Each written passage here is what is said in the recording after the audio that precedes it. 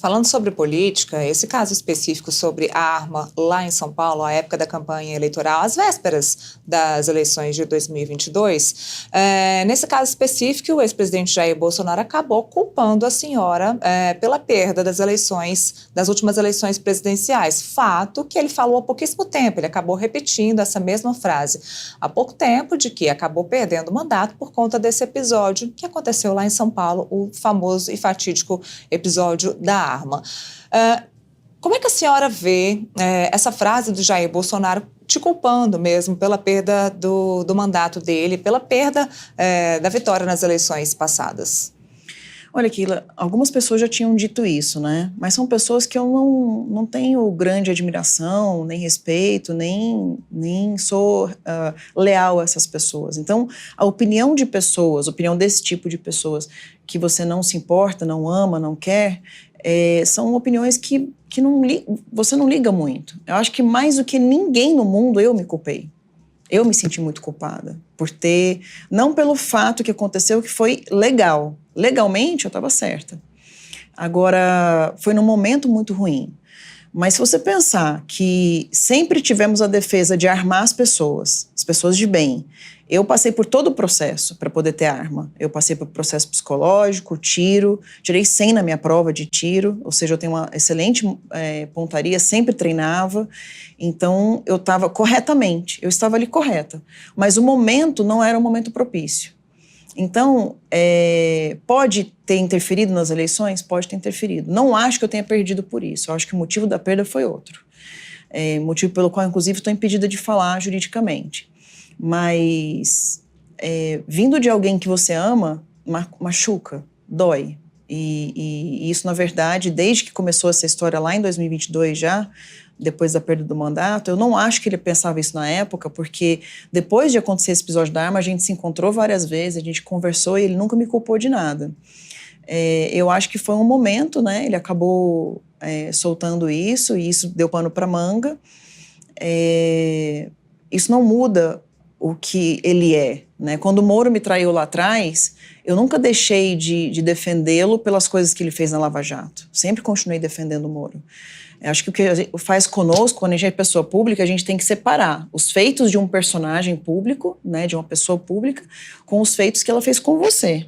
Né? Quando a gente se coloca para amizade nessas coisas, pode haver traição, como houve do Moro. Ele era meu padrinho de casamento, tinha acabado de ser padrinho de casamento e colocou um post meu dentro do Jornal Nacional, abrindo uma conversa privada, coisa que não se faz. A mesma coisa o presidente Bolsonaro. Mas é sempre mais fácil, né, colocar a culpa na outra pessoa quando você não sai perdedor de alguma coisa.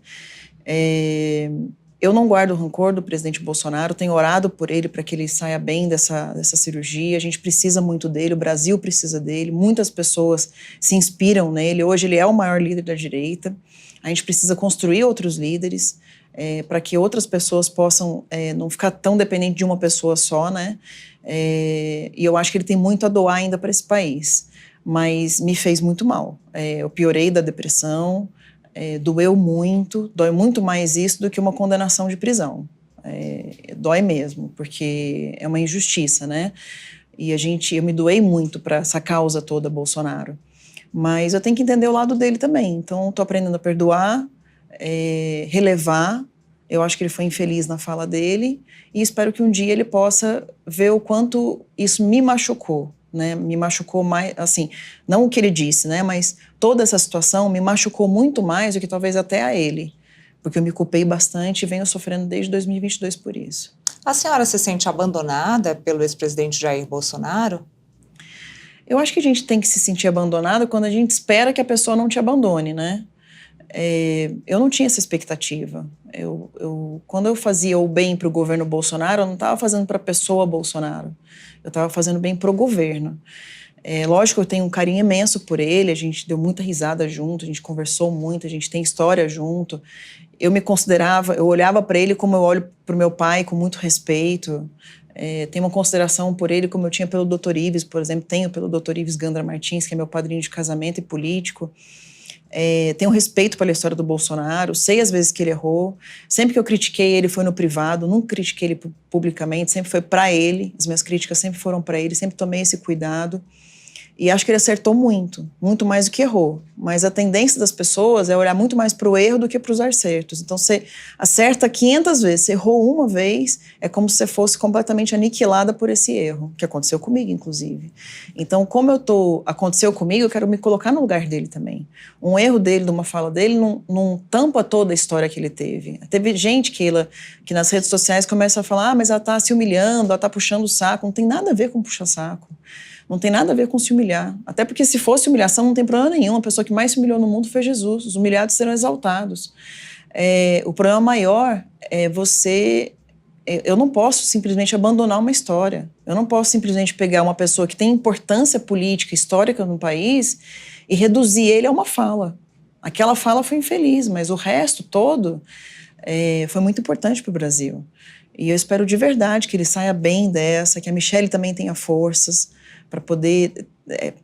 às vezes quem está no hospital sofre, às vezes quem está junto sofre até mais, né? Principalmente por ser uma mulher, tem empatia, né? É o amor da vida dela, o pai da filha dela, então é complicado.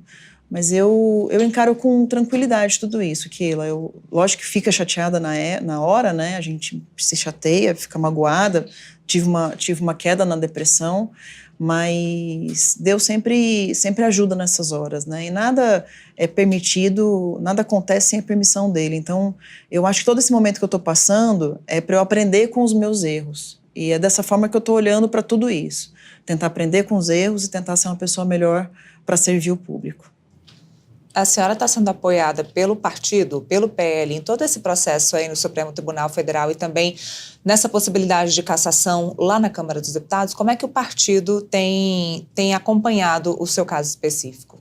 Sim, tenho sido bastante acompanhada. Valdemar tem sido um líder fenomenal nesse sentido. Ele já passou por muita coisa na vida também, já teve seus acertos, seus erros. Então ele sabe o que é pagar por erros que a gente comete.